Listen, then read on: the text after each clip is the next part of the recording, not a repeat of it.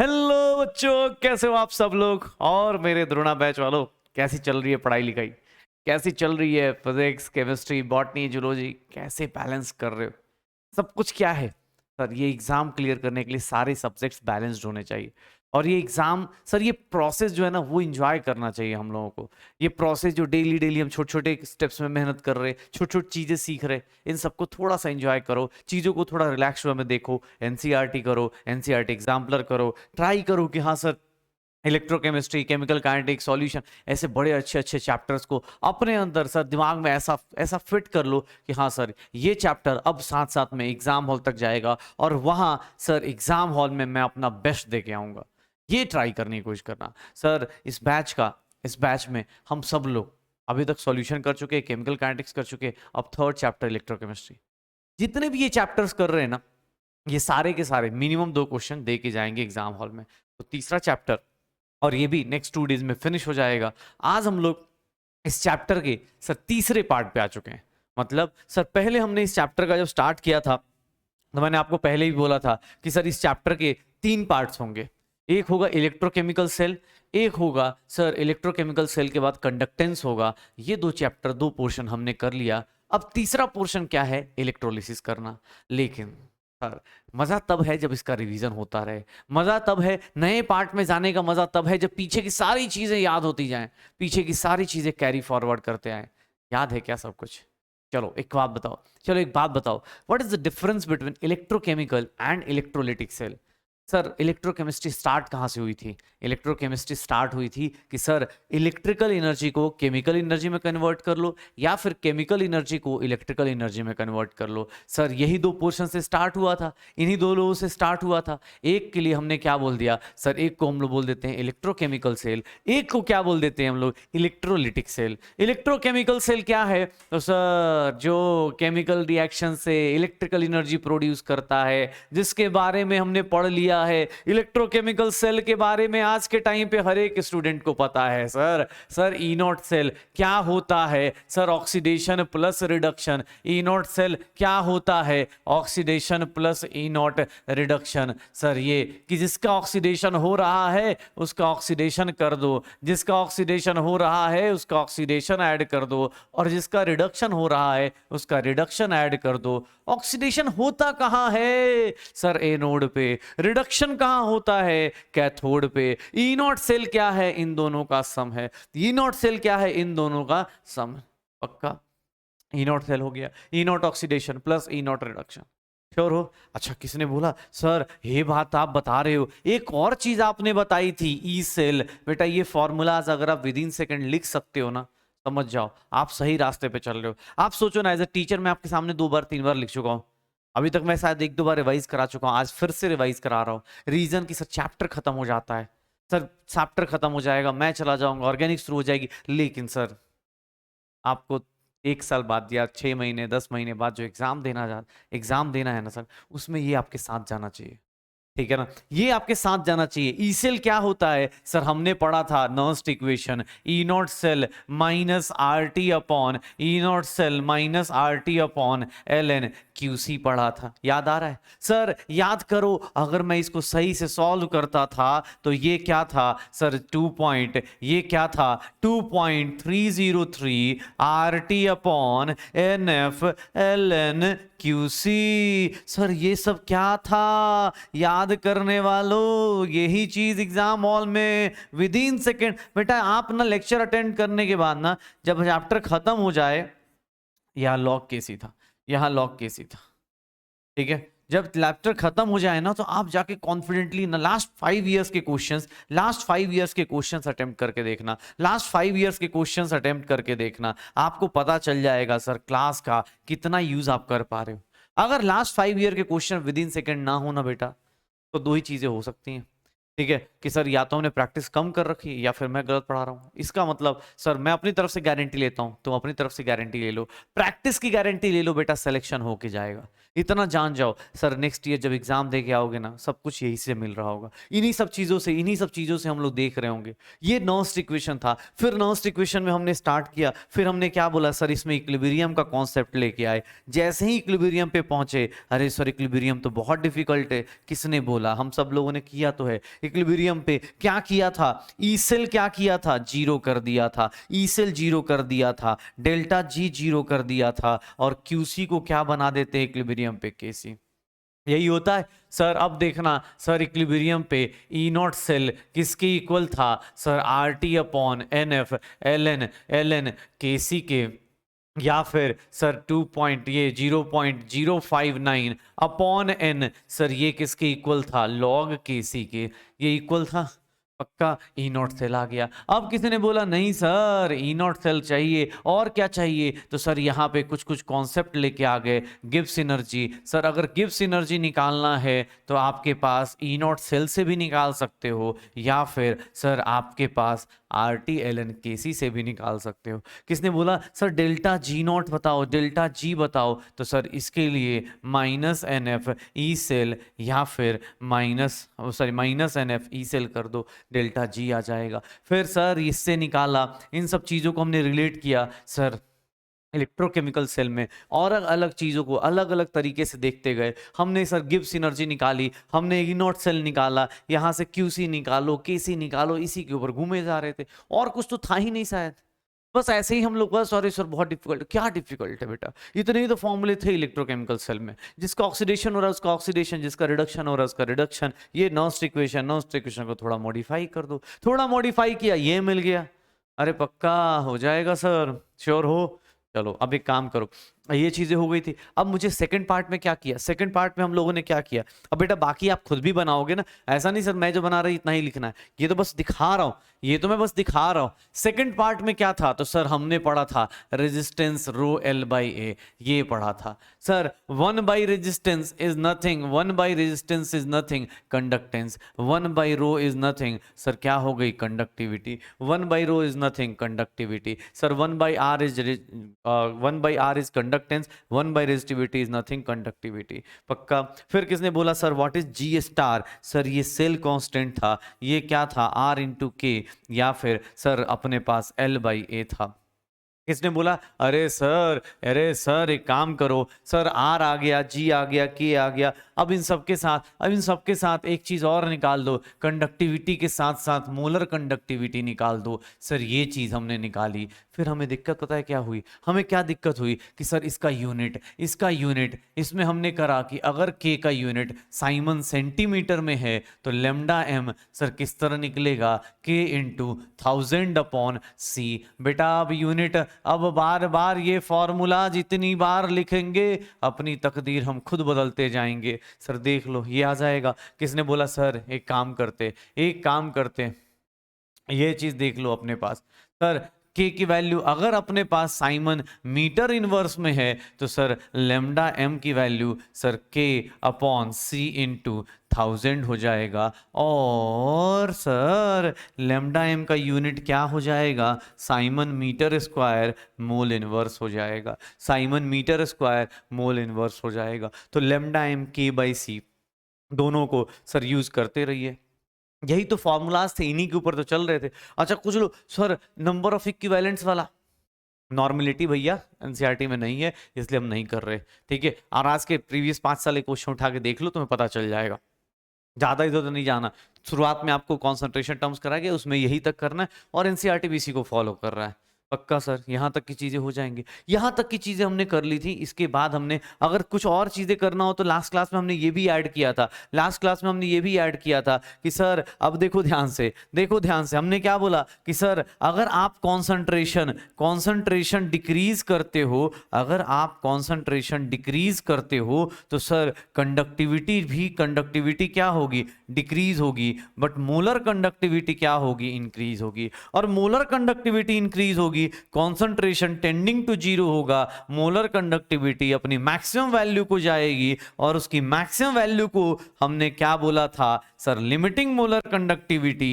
Limiting molar conductivity, किसी ने बोला सर ये लिमिटिंग मोलर कंडक्टिविटी सर, ये सर लेमडा एम कैसे कैसे फ्लक्चुएट करता है, तो स्ट्रॉन्ग इलेक्ट्रोलाइट के लिए, स्ट्रॉन्ग इलेक्ट्रोलाइट्स के लिए हम लोग क्या यूज करते हैं सर, एक इक्वेशन यूज करते हैं, that is known as lambda M not minus A into C की पावर 1/2, ये यूज करते। स्ट्रॉन्ग इलेक्ट्रोलाइट में इक्वेशन क्या होगी सर, अगर आपको लेमडा एम का अंडर रूट सी के साथ कर्व दिया जाए तो क्या होगा, लेमडा एम नॉट सर यहां से लेकर इधर की तरफ स्लोप क्या हो जाएगा, स्लोप क्या हो जाएगा, माइनस ए हो जाएगा। स्लोप कितना हो जाएगा, माइनस ए हो जाएगा। सर अगर इसी को वीक इलेक्ट्रोलाइट्स के लिए दिया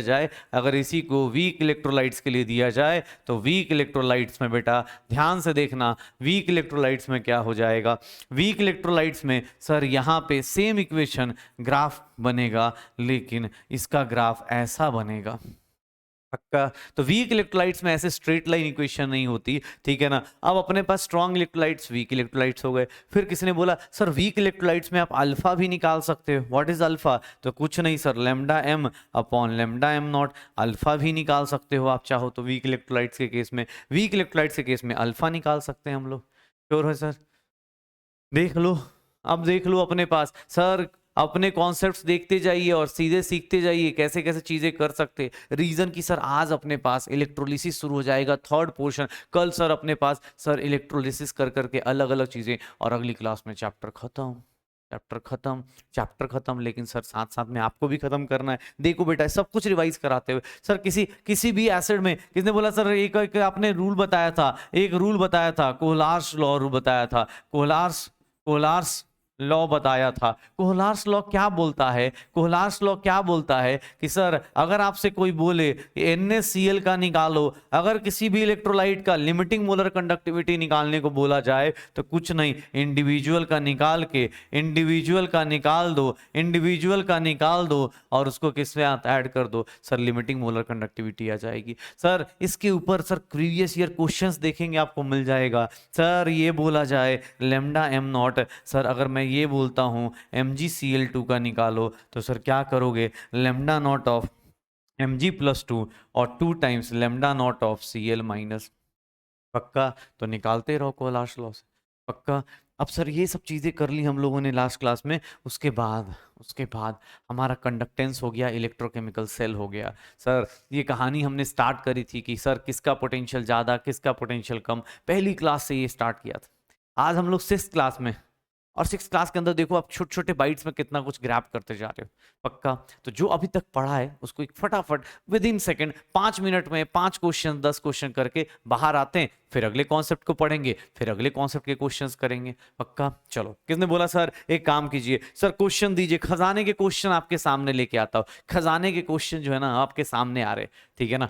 बहुत ऐसे अमीर आदमी हो, ठीक है, बहुत सारा खजाना रख रखा है मैंने क्वेश्चंस का, बस उससे क्वेश्चंस निकल के आएंगे और देखते जाओ। चलो सर पहला क्वेश्चन देखो क्या बोलता है सर। पहला क्वेश्चन क्या बोलता है कि सर टिन का रिडक्शन पोटेंशियल दिया है, क्रोमियम का रिडक्शन पोटेंशियल दिया है, बोल रहा है कि एक बैटरी बनानी है, बताओ उस बैटरी का पोटेंशियल कितना होगा, कैसे निकालेंगे सर, खुद सोचो।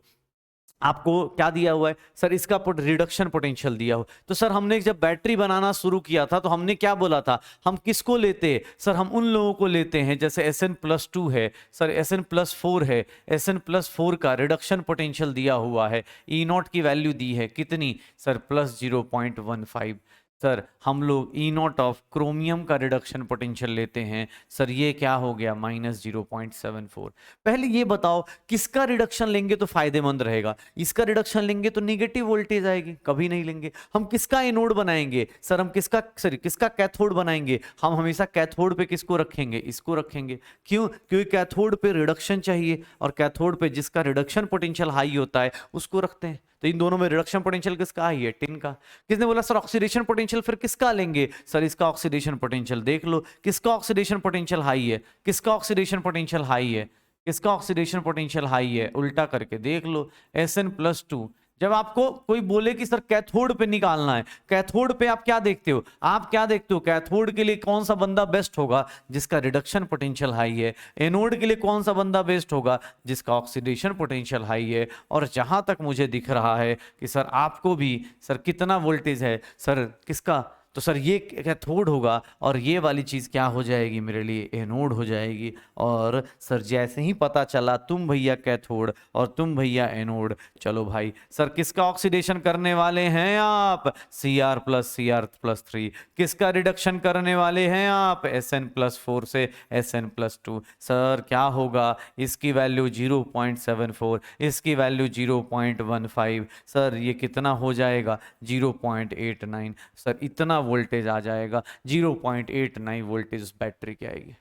कैसे चेक करते हैं? इसके लिए हमने लास्ट क्लास में बोला था, अगर आप कैथोड पे किसको पूछ रहे कौन सा कैथोड बनाएंगे, किसका कैथोड बनाओगे, तो सर जिसका रिडक्शन पोटेंशियल हाई है। क्यों? क्योंकि कैथोड पे रिडक्शन होता है, एनोड पे क्या होता है? ऑक्सीडेशन होता है। तो ऑक्सीडेशन पोटेंशियल लोगे, कैथोड का रिडक्शन पोटेंशियल लोगे, एनोड का ऑक्सीडेशन पोटेंशियल लोगे। पक्का? तो ये ई नोट सेल हो गया। श्योर है सर? चलो देखो, जिन लोगों का सही हुआ बहुत बढ़िया बात, बहुत अच्छी बात है। बट आप अगले क्वेश्चन ऐसे ही अटेम्प्ट करते जाइए, धीरे धीरे आपके अंदर चेंजेस आते जाएंगे। चलो अगला क्वेश्चन देखते हैं खजाने में क्या है। सर क्वेश्चन दिया हुआ है कि रिडक्शन कर रहे सिल्वर आयन का with copper metal, standard potential दिया हुआ है, रिएक्शन नहीं दी गई, कोई बात नहीं। 0.46 volt at 25 degree Celsius, value of standard gives energy. Delta G not निकालना है। डेल्टा जी नॉट क्या हो जाएगा? डेल्टा जी नॉट क्या हो जाएगा? सर डेल्टा जी नॉट कितना हो जाएगा? -NF E0 cell, -NF E0 cell. Sir delta G naught कितना हो जाएगा? -NF E0 cell. सर इस रिएक्शन में अब n कितना है? n कितना है? तो सर अब सिंपल सी बात बताता हूँ। सर आपको भी पता है किसका रिडक्शन कर रहे हो? Ag+ का। किसके साथ? सर कॉपर के साथ। किसके साथ? कॉपर मेटल के साथ। तो सर किसका रिडक्शन? कॉपर के साथ। कॉपर क्या हो जाएगा? +2। और ये क्या बनाएगा? सिल्वर। ठीक है सर, देख लो क्या करेंगे सर, चार्ज बैलेंस करेंगे। कितने इलेक्ट्रॉन्स हुए? 2। सर कितने हो गए? 2। सर 2 इंटू, सर एफ की वैल्यू कितनी होती है? 96500 इंटू ई नॉट सेल कितना है? ई नॉट सेल कितना है? 0 पॉइंट। अब इसको सॉल्व करेंगे तो कितना आ जाएगा मेरे पास? इसको सॉल्व करेंगे तो ये 46 इंटू कितना आ जाएगा? ये डेसिमल से ये चला गया, 100 हो गया, ये 0 से 0 चला गया। सर 46 इंटू 92 हो जाएगा, 92 इंटू 965। सर ये जूल्स आ जाएगा। और इसको कैलकुलेट करेंगे तो ये कितना हो रहा होगा? देखो अपने पास कितना हो जाएगा। मैं इसको कैलकुलेट करूँ तो 965 इंटू 92 कितना हो जाएगा? 88। ये आ गया -88, 780 जूल्स। सर अब इसको किलो जूल्स में करना है तो 1000 से डिवाइड कर दीजिए, 1000 से डिवाइड कर दीजिए, ये आंसर आ जाएगा। तो 88.78 किलो जूल्स है। तो मतलब क्या हो गया? अप्रोक्सीमेटली कितना आंसर आ जाएगा? -89.0 किलो जूल्स। बस इस तरह से आंसर निकाल लो, इस तरह की चीजें कर लो। पक्का सर ये हो जाएंगी चीजें। क्वेश्चन देख बेटा, जितना हो सकता है क्वेश्चंस अटेम्प्ट करने देख लो अपने पास। गिब्स एनर्जी का सिंपल फॉर्मूला, वहां से n की वैल्यू आई, क्वेश्चन करते रहो। चलो भाई देखते हैं अगला क्वेश्चन कौन करता है।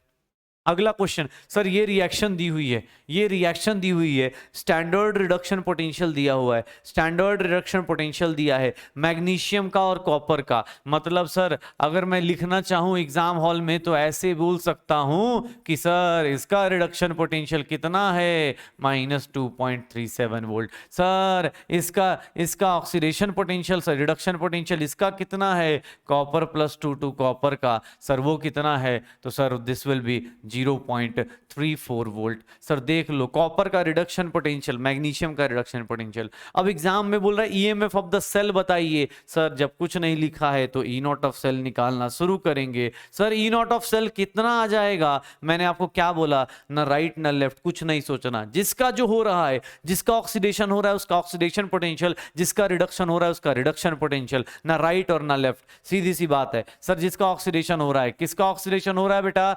मैग्नीशियम मैग्नीशियम से किसका हो रहा है, मैग्नीशियम +2 का हो रहा है। सर किसका रिडक्शन हो रहा है, सर कॉपर +2 से कॉपर का रिडक्शन हो रहा है। तो सर मैग्नीशियम का रिडक्शन पोटेंशियल कितना है, -2.37। तो ऑक्सीडेशन पोटेंशियल कितना हो जाएगा, बस भैया साइन चेंज करना है, बस भैया साइन चेंज करना है। और कॉपर का, कॉपर +2 से रिडक्शन पोटेंशियल कितना है, सर इतना है, क्या हो जाएगा 11, ये कितना 7, ये कितना हो गया 2.71 वोल्ट। सर 2.71 वोल्ट ये निकालते रहो, ई नॉट सेल ऐसे करते रहिए पक्का। तो ऐसे ऐसे क्वेश्चंस होंगे, एंजॉय करते हुए एग्जाम हॉल में मक्खन टाइप क्वेश्चंस करते हुए बाहर आइए, ऐसे मुस्कुराते हुए, अरे सर मजा आया, ठीक है ना। एक होता ना पेपर एंजॉय करने वाला कि हाँ सर पेपर दे के मजा आया, ठीक है, कि हाँ सर क्वेश्चंस हो रहे थे, चीजें समझ में आ रही थी, कैसे करना है, किस तरह की चीजें करना है, ट्राई करना है, ठीक है ना। कभी कोई चीज प्लस माइनस होती भी है, अच्छा हाँ कभी जैसे मेरे से ही कुछ अगर कभी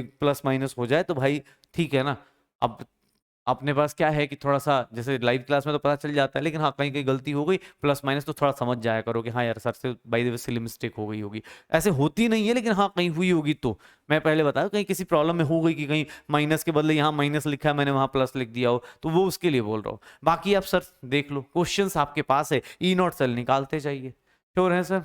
चलिए अब देखिए अगला अगला क्वेश्चन। अरे सर इतना बड़ा क्वेश्चन, बेटा ये आया हुआ क्वेश्चन है और तुझे कल ही लास्ट ही क्लास में कराया भी है मैंने। अब ये क्वेश्चन होना चाहिए सर, ये क्वेश्चन खजाने का होना चाहिए था, मैंने कल ही कराया था और मैंने बोला भी था कि सर ये क्वेश्चंस, इस टाइप के क्वेश्चंस आते ही आते हैं, इस टाइप के क्वेश्चंस हमेशा ही आएंगे, हमेशा ही आ रहे होंगे सर। तो कैसे करेंगे इस टाइप के क्वेश्चंस, कैसे कर रहे होंगे। क्या बोल रहा है, कंडक्टेंस चाहिए इनफाइनाइट डाइल्यूशन पे। इनफाइनाइट डाइल्यूशन का मतलब क्या था सर, इनफाइनाइट डाइल्यूशन मतलब सी की वैल्यू क्या हो जाए, 0। इनफाइनाइट डाइल्यूशन मतलब लिमिटिंग मोलर कंडक्टिविटी चाहिए, लिमिटिंग मोलर कंडक्टिविटी चाहिए। तो sir limiting molar conductivity, infinite dilution का मतलब limiting molar conductivity, infinite dilution क्या चाहिए,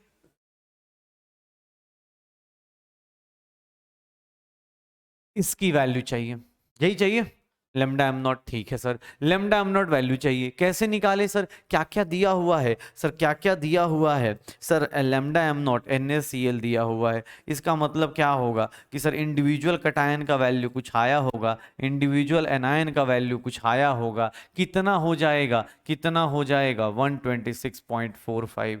सर इसकी वैल्यू लेमडा एम नॉट की वैल्यू कितनी दी गई है HCl की। सर अगर जिन लोगों ने कल की क्लास को प्रैक्टिस करा है, मुझे नहीं लगता उसको ज़्यादा टाइम भी लगेगा, लेकिन हाँ भैया जिन लोगों ने नहीं किया है बेटा, ऐसी हैबिट से थोड़ा सा बच के रहिए, नहीं तो क्या होगा, एक ही चीज़ को अगर रिवाइज करने में, अगर एक ही चीज़ को रिवाइज करने में या एक ही चीज़ को लिखने में अगर आप बहुत टाइम लेते हैं बेटा, तो आपको फिर थोड़ा सा एग्जाम में बुरा लग सकता है अगर आपका सिलेक्शन ना हो रहा हो।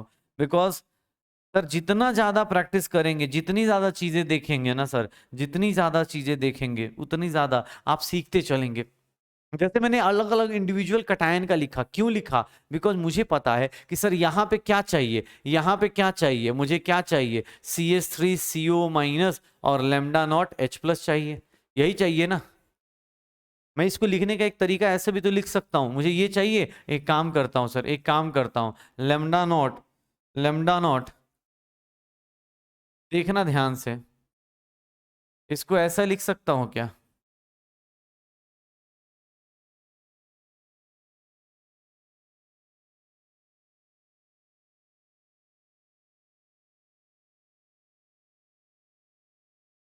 देखना ये लिख सकता हूं, क्यों, क्योंकि देखो शायद सब कुछ कट पट के कितना आएगा sir, lambda naught Na+ minus lambda naught Na+, lambda naught Cl minus minus lambda naught Cl minus cancel out हो जाएगा, क्या बचेगा, तो सर ये बचेगा H+ और ये बचेगा, और इसी से मेरी वैल्यू आ जाएगी। बस मैथमेटिकली लिखने का तरीका चेंज किया है, मैथमेटिकली मैंने लिखने का तरीका चेंज किया है, और उसमें क्या हो रहा है सर, उससे मुझे फायदा हो जाएगा। इसकी वैल्यू मुझे पता है, इसकी वैल्यू मुझे पता है कितनी है 91, सर इसकी वैल्यू मुझे पता है कितनी है सर, HCl वाले की 426 16 माइनस सर NaCl की वैल्यू कितनी हो गई सर 126.45। सर कैलकुलेट करूंगा, अगर मैं इसको कैलकुलेट करता हूं कितना हो जाएगा सर, ये कितना हो जाएगा 16, ये 617 और 9 2 11 517। सर ये कितना हो जाएगा 517 माइनस 126.45। कैलकुलेट करोगे 6 में से 5 गया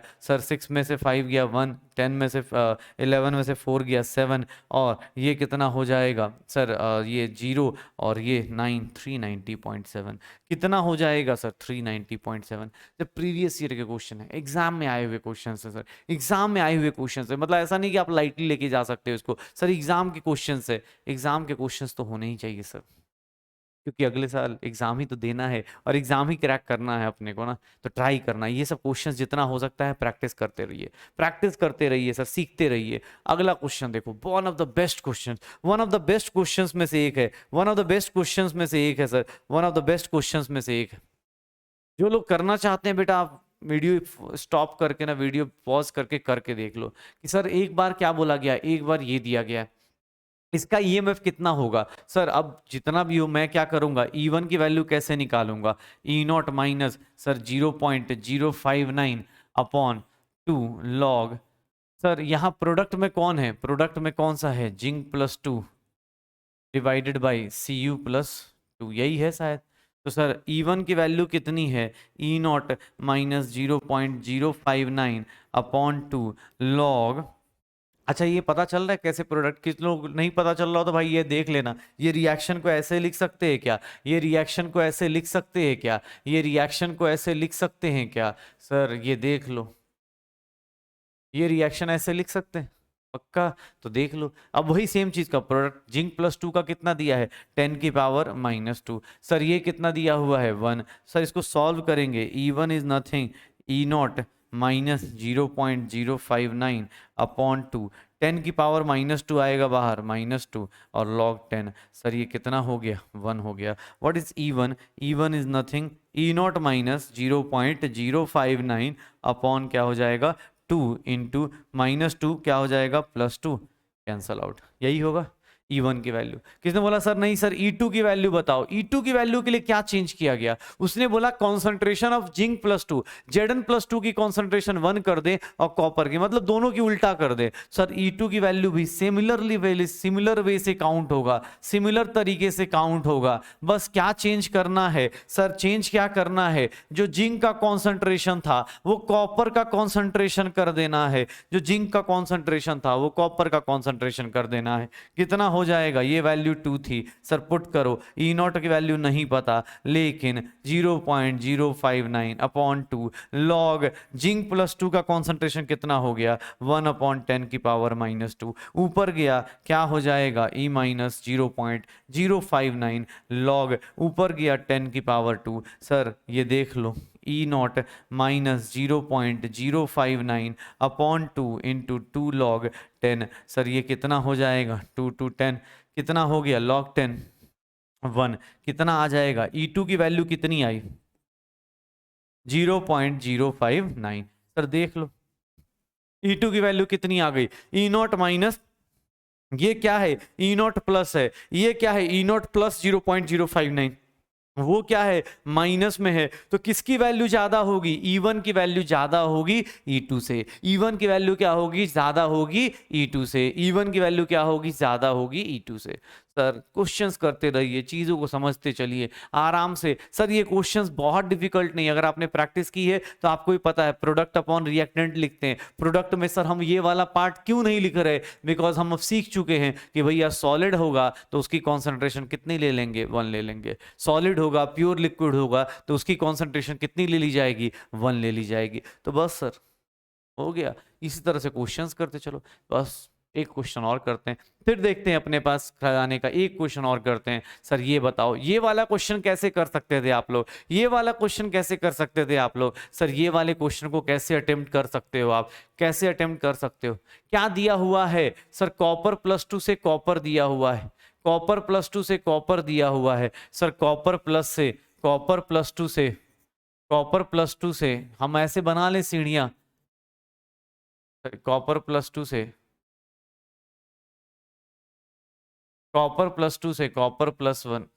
सर इसकी वैल्यू दी हुई है, कॉपर +2 से कॉपर प्लस का दिया, नहीं नहीं सॉरी, हाँ कॉपर +2 से ये दिया हुआ है, कितना दिया हुआ है 0.34 वोल्ट ये दिया हुआ है सर, इसकी वैल्यू दी हुई है। ठीक है, और क्या बोल रहा है कि सर कॉपर +1 से कॉपर की वैल्यू दी गई है। इसको मैं एक काम करता हूँ, इसको E3 ले लेता हूँ, इसको E2 ले लेता हूँ। E2 की वैल्यू कितनी दी गई है 0.522, ये दिया हुआ है पक्का। कॉपर प्लस से अब तुमसे पूछा रहा इसके बीच का वैल्यू बताओ, E1 की वैल्यू बताओ। एग्जाम हॉल में ये पिक्चर बना लेना, तुम्हारा काम आसान हो जाएगा। कुछ करना है क्या इस टाइप के क्वेश्चन में? सर डायरेक्ट हम लिख सकते हैं क्या? याद करो, मैं ऐसा लिख सकता हूं क्या E1 + E2 = E3? कभी नहीं बेटा, क्योंकि इससे बड़ा महापाप कुछ नहीं होगा, और ये महापाप धुलने के लिए 1 साल का इंतजार करना पड़ेगा। इसीलिए सर ईएमएफ को डायरेक्ट एडिशन नहीं करते। डायरेक्ट एडिशन देखने में लग रहा है कि सर यहां से यहीं तो जाना है, भैया उससे फर्क नहीं पड़ता।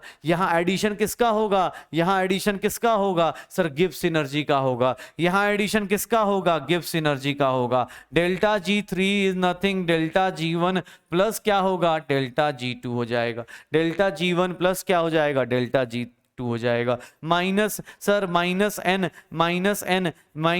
एन कितना है सर, इसमें 2 होगा, इस केस में 2 होगा सर। एफ की वैल्यू E0 सेल कितना है 0.34 इज इक्वल्स टू इसकी डेल्टा G1 की value sir -1 into F into E1 नहीं पता सर, डेल्टा G2 इसको भी हम लोग लिखना चाहें -1 इंटू एफ इंटू 0.522 सर, ये देख लो क्या हो जाएगा, एफ से एफ गया, एफ से एफ गया सर, ये सीधा सीधा माइनस से माइनस सबको हटाते जाओ, सब प्लस में आ गए। इसकी वैल्यू कितनी हो गई 0.68 हो गई, ये E1 हो गया, प्लस कितना हो गया 0.522 हो गया। E1 की वैल्यू क्या है 0.68 माइनस 0.522 कितना हो जाएगा सर, ये सर कितना हो जाएगा सर, 10 में से 2 गया 8 हो गया, 7 में से 2 गया 5 चला गया, और सर 7 में से ये 6 में से 5 गया, इतना आ जाएगा 0.58, पॉजिटिव में 0.158 सर, ये रहा आंसर। सर ये याद रखना, गिब्स एनर्जी एडिटिव होती है सर, ईएमएफ डायरेक्ट एडिटिव नहीं होता है, कभी भी ये गलती नहीं करनी। एग्जाम हॉल में ऐसे छोटी छोटी गलतियों से ना सर, छोटी छोटी गलतियों से सिलेक्शन, सक्सेसफुल और अनसक्सेसफुल लोगों में बहुत ज्यादा, एग्जाम हॉल में बहुत ज्यादा नॉलेज का डिफरेंस नहीं होता। डिफरेंस क्या है कि सही टाइम पे सही चीज क्लिक करना। कोई पता चला ऐसे क्लिक कर गया, किसी को पता चला अगर वो ऐसे क्लिक कर गया ना भाई साहब, पता चला अलग ही लेवल पे आंसर लेके आ रहे, उनका आंसर पता है क्या आ जाएगा, निगेटिव में 0.182 आ जाएगा। आप करके देखना चाहो करके देख लेना, this this plus this equals to this किया ना, निगेटिव में आंसर दिया भी है गलत वाला। सर गलती से भी ये गलती नहीं करनी है, रीजन कि सर इन सब गलतियों का ना, इन सब गलतियों की माफी ना आपको 1 साल बाद मौका देगी। हमें क्यों करनी है ये सब चीजें, हमें क्यों करना है, हमें बेटर है अपने आप को क्या करना है, हमने अपने आप को सही और अप्रोप्रिएट रिएक्शन देखना है कि सर मैं कौन कौन सी चीजें कैसे लिख सकता हूँ।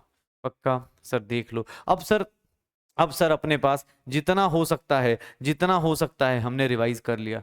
पक्का क्वेश्चंस हो गए खजाने के, बताना किसके कितने सही हो रहे, और दिल से अपने पास जैसे जैसे लगता है ना चैप्टर आगे आगे जाता रहता है, थोड़ा सा पढ़ाई और रिवीजन बढ़ाओ और रिवीजन बढ़ाओ, क्योंकि सर कल और परसों, आज थोड़ा न्यूमेरिकल ही है, कल और परसों वो खत्म भी हो जाएगा। कल अपने पास थ्योरेटिकल चीजें होंगी, कल बैटरीज देखेंगे और परसों सारे क्वेश्चंस करके फिनिश कर देंगे, हमारा चैप्टर खत्म हो जाएगा।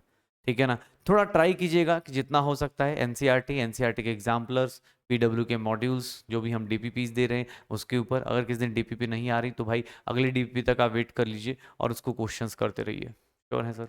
चलो अब मुझे किसने बोला कि सर एक बात बताइए, ये तो आपने पढ़ा दिया, हमें बता दिया कि सर इलेक्ट्रोकेमिकल सेल हो गया, इलेक्ट्रोलिटिक सॉल्यूशन में अगर कोई इलेक्ट्रोलाइट लेके आते हैं तो उसका कंडक्टेंस कितना होगा, उसका रेजिस्टेंस कितना होगा, उसकी रेजिस्टिविटी कितनी होगी, उसकी कंडक्टिविटी कितनी होगी, ये सब तो आपने बता दिया हमें, ये सब तो आपने बता दिया हमें। लेकिन सर ये इलेक्ट्रोलिटिक सेल है क्या, इलेक्ट्रोलिटिक सेल काम कैसे करता है, इलेक्ट्रोकेमिकल सेल और इलेक्ट्रोलिटिक सेल में डिफरेंस क्या है?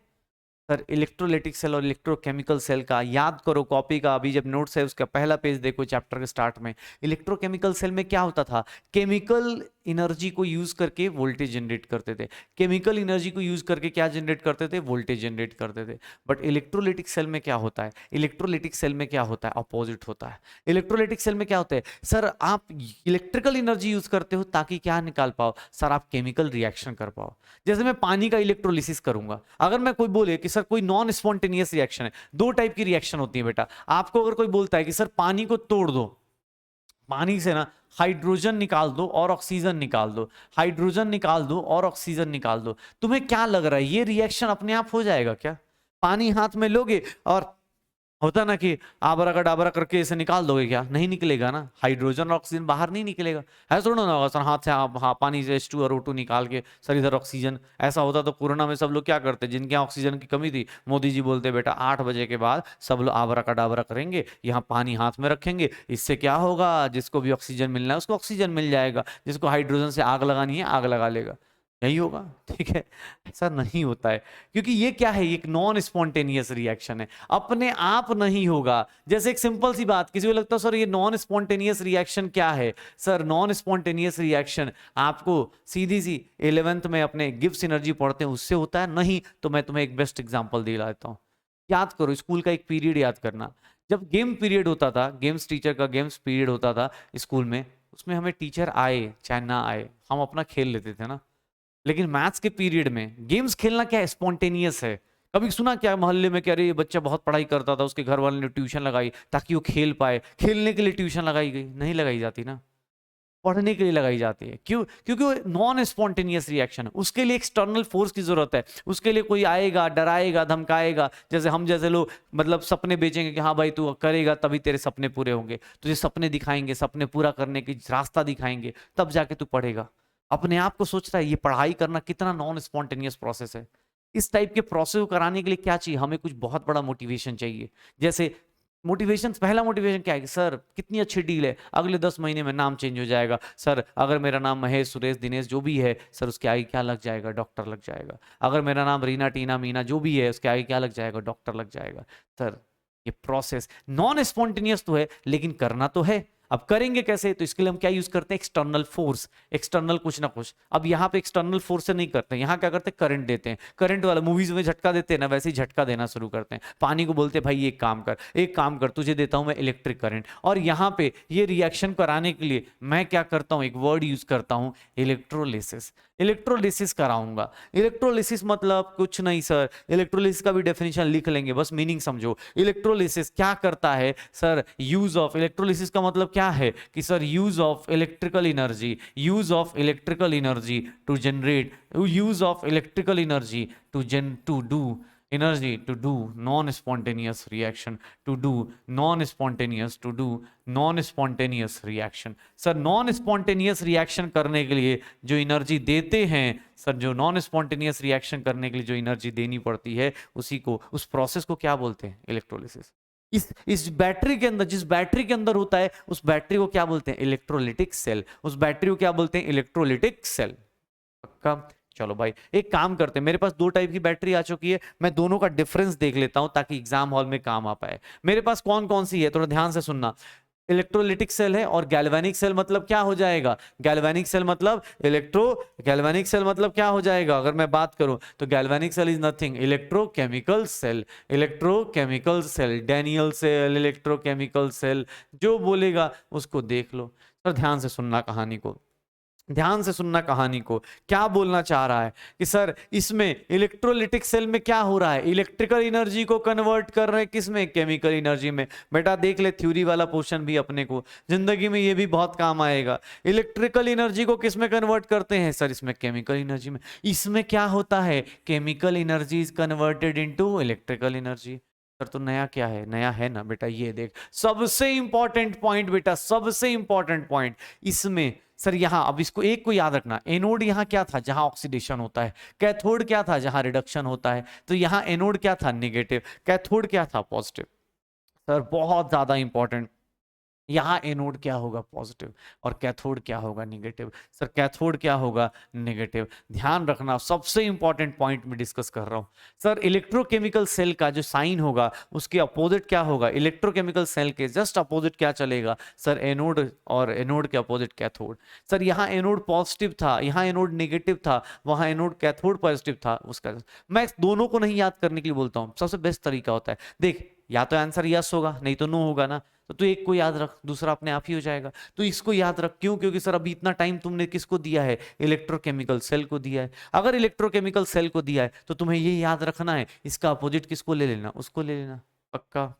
इसमें क्या होता है कि सर आयंस कहाँ डिस्चार्ज होते हैं, आयंस कहाँ डिस्चार्ज होते हैं, कैथोड पे। क्यों, क्योंकि कैथोड पे क्या होता है, रिडक्शन होता है, कैथोड पे क्या होता है, रिडक्शन होता है। तो आयंस सिर्फ और सिर्फ कहाँ डिस्चार्ज होते हैं, कैथोड पे होते हैं।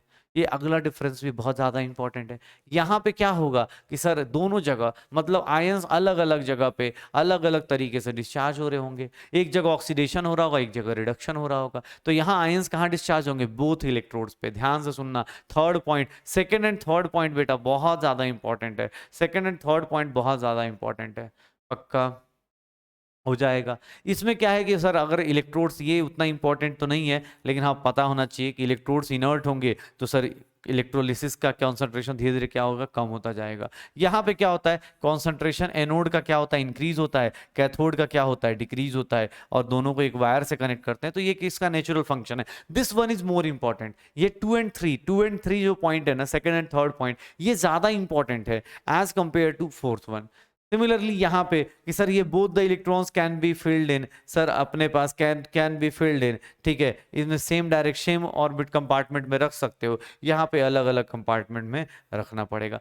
सर सबसे इंपॉर्टेंट ये दो पॉइंट्स, ये दो पॉइंट ध्यान रखिएगा कि सर कैथोड में एनोड पे दोनों का चार्ज अलग अलग बैटरी में अलग अलग होता है। कैथोड में देखोगे, अब देखो अपने पास, मैं जिसको लगता है मैं ऐसे बना भी देता हूँ, इलेक्ट्रोकेमिकल सेल में अगर इलेक्ट्रोलिटिक सेल है, सर ये सब चीजें ना थोड़ा सा प्रैक्टिस कर लेना। इलेक्ट्रोलिटिक सेल है और इलेक्ट्रोकेमिकल सेल है, सर इन दोनों में मुझे ना एक चीज याद रखनी है, एक को मैं याद रखता हूँ और मैं सबसे ज्यादा इसी को याद रखता हूँ। क्यों, क्योंकि इसके ऊपर अभी जस्ट मैंने न्यूमेरिकल्स फिनिश किए। तो इलेक्ट्रोकेमिकल सेल में तुमने पढ़ा था कि एनोड पे क्या होता है, ऑक्सीडेशन, तो एनोड पे क्या चार्ज आएगा, नेगेटिव। एनोड पे क्या आएगा, नेगेटिव। कैथोड पे क्या आएगा, पॉजिटिव। एनोड पे क्या आएगा, नेगेटिव। कैथोड पे क्या आएगा, पॉजिटिव। एनोड पे नेगेटिव, कैथोड पे क्या आ गया, पॉजिटिव। तो इलेक्ट्रोलिटिक याद नहीं करना है, बस इसका अपोजिट कर देना है सर। तो आप ना उसको याद रखिए, इसको अपोजिट कर दीजिएगा। कैथोड में क्या हो जाएगा अपने पास, नेगेटिव हो जाएगा, पक्का। तो ये सब चीजें हो जाएंगी। तो electrolytic cell, electrochemical cell, electrolytic cell, electrochemical cell, ऐसे उठा उठाए करते रहो, हो जाएगा सर। श्योर हो, तो ये सारी चीजें हम लोग कर चुके हैं, पक्का। अब आते हैं कि सर इलेक्ट्रोलिसिस करते कैसे हैं, कौन सा रूल होगा, कौन बताएगा कैसे इलेक्ट्रोलिसिस होगा। इलेक्ट्रोलिसिस होगा तो कौन सा कटायन कहाँ जाएगा, कौन सा एनायन कहाँ जाएगा। सर बहुत ही सुंदर सा कॉन्सेप्ट है, चीजों को बस समझने की कोशिश करना। सर अब यहां से स्टार्ट होगा हमारे पास इलेक्ट्रोलिसिस, और इलेक्ट्रोलिसिस में देखना शुरू करेंगे what is electrolysis. Nothing sir, electrolysis is nothing, process of chemical decomposition, process of chemical decomposition of an electrolyte by passage of electric current। अगर किसी को करंट दोगे तो उसमें से जो भी सर जो भी केमिकल डिपॉजिट होगा कैथोड पे, जो भी केमिकल डिपॉजिट होगा एनोड पे, इसी प्रोसेस को क्या बोलते हैं, इलेक्ट्रोलिसिस बोलते हैं। या फिर chemical change, oxidation and reduction occurring at electrode when electric current is passed through, when electric current is passed through solution is known as electrolysis, is a solution is known as electrolysis। तो electrolysis is nothing, chemical change है, जब कहाँ हो रहा हो, electric current से जब इसको पास कर रहे हो तो इसको हम लोग यूज करते हैं। जब रिएक्शन इलेक्ट्रिक करंट के थ्रू करते हैं उस प्रोसेस को क्या बोलते हैं, इलेक्ट्रोलिसिस। और सर एपरेटस को क्या बोल देते हैं, जिस एपरेटस में ये होता है, जिस बैटरी में ये होता है, उसको हम लोग क्या नाम देते हैं, इलेक्ट्रोलिटिक सेल। इसी को नाम देते हैं इलेक्ट्रोलिटिक सेल, इसी का नाम क्या हो जाता है, इलेक्ट्रोलिटिक सेल। बस पक्का। Electrolysis is nothing. सर क्या करना है, तो सर आपको ना रिएक्शन के लिए टेम्परेचर, सॉरी करंट यूज करना है। करंट यूज करके आप क्या करते हो, रिएक्शंस कराते हो। करंट यूज करके आप क्या कराते हो, रिएक्शंस कराते हो। बस हो गया। अब देखो अपने पास सर, अब आता है पहला बंदा, Faraday's first law of electric. ये बंदा बहुत सही था। देखो अभी रुक जाओ, थ्योरी मत पढ़ो। फैराडे ना, तो माइकल फैराडे सर, हर एक जगह आप फिजिक्स में पढ़ रहे होगे, माइकल फैराडे वहां भी आ जाएगा। फैराडे, न्यूटन, ये लोग ऐसे थे ना जिनकी जिंदगी में फेसबुक इंस्टाग्राम नहीं था सर। जिंदगी में ऑब्वियस है, पता नहीं मतलब इनकी लाइफ में उस टाइम क्या ही सीन था। मतलब कोई चिट्ठी लिखने वाला भी नहीं था। चलो आज के, चलो फेसबुक इंस्टाग्राम, तो उस टाइम कोई चिट्ठी लिख के बर्बाद करने वाला नहीं था। या हो सकता है इनकी खुद की राइटिंग खराब हो, तभी इतना चिट्ठी लिख नहीं पाए, खुद के बारे में लिख नहीं पाए, अपने अलग ही लेवल पे चल रहे। ये कर रहे, सोचो ये उल्टा काम कर रहे, बोल रहे भाई मैं तो करंट मारूंगा, किसी को करंट मारूंगा, करंट मार के कोई रिएक्शन कराऊंगा, करंट मार के कोई रिएक्शन कराऊंगा, और उस रिएक्शन में किसी का कितना मास डिपॉजिट होगा, that is directly proportional to amount of substance deposited is proportional to the quantity of electric charge pass through electrolyte. Sir, it is proportional to quantity of electric charge, and that's this law is known as Faraday's first law of electrolysis. देखो बंदे का confidence, दो दो law देके जाएगा, छोटा मोटा नहीं। न्यूटन से बस थोड़ा सा ही पीछे था, न्यूटन के 3 लॉ पे सारा मोशन है। यहाँ देखो अपने फैराडे को, Faraday's first law of electrolysis क्या है sir? Faraday's first law of electrolysis क्या बोला जाता है कि सर, जो भी मास ऑफ सब्सटेंस डिपॉजिटेड होता है किसी भी इलेक्ट्रोलिसिस में, वो that is directly proportional to mass of substance deposited, mass of substance deposited, sir, mass of substance deposited is directly proportional to sir क्या हो जाएगा सर, क्या हो जाएगा? Electric charge, quantity of electric charge, quantity of electric charge. अब sir ये चीज देखो सर, मास किसके डायरेक्टली प्रोपोर्शनल हो गया? चार्ज के। पहले उससे पहले एक सिंपल सी बात बताओ, what is current? Current is nothing, Q by T होता है। तो what is charge? Charge is nothing, current into time होता है। यही होता है ना सर, देख लेना। करंट किस में होना चाहिए? एम्पियर में। टाइम किस में होना चाहिए? सेकेंड्स में। यही होता है। तो sir mass is directly proportional to quantity of charge. अब किसने बोला सर कैसे पता चलेगा क्वांटिटी ऑफ चार्ज से? मैं सर ऐसे लिख देता हूं, mass is directly proportional to Q, या फिर इसको लिख सकते हैं आई इंटू टी। और इसको हटाने के लिए सर यहाँ पे जेड आई टी भी लिख सकता हूँ, where Z is known as electrochemical, equivalence, chemical equivalent. अब ये क्या होता है सर? किसी भी एलिमेंट का मैं निकालना सिखा दूंगा, अभी आप इसको रट मत लेना, अभी निकालना भी सीख लोगे। अभी इसका फॉर्मूला भी डिराइव करना है, क्या होता है इलेक्ट्रोकेमिकल इक्विवेलेंट। ऐसे बताना चाहूं तो मैं बता देता हूं, क्योंकि अभी ये बार बार लिखोगे तो इसलिए बता रहा हूं। Electrochemical is nothing molar mass, electrochemical is nothing molar mass divided by sir n is what? Number of electrons change in number of electrons. N is nothing, change in number of electrons, और F is Faraday, sir electrochemical equivalent किसी का निकालना है तो sir m mass deposited is nothing m upon nf into IT। पक्का। Z क्या है sir? Electrochemical equivalent है। कैसे आता है मैं फॉर्मूला डिराइव करा देता हूं, डोंट वरी। एक बात बताओ, मान लो कॉपर सल्फेट का एक सॉल्यूशन रखा हुआ है, कॉपर सल्फेट पानी में रखा हुआ है, एक सॉल्यूशन रखा हुआ है, ठीक है। अब वो फॉर्मूला निकाल देंगे, तुम इस फॉर्मूला को चाहोगे तो मैं इधर लिख देता हूं। मास डिपॉजिटेड क्या होगा? Mass deposited is nothing,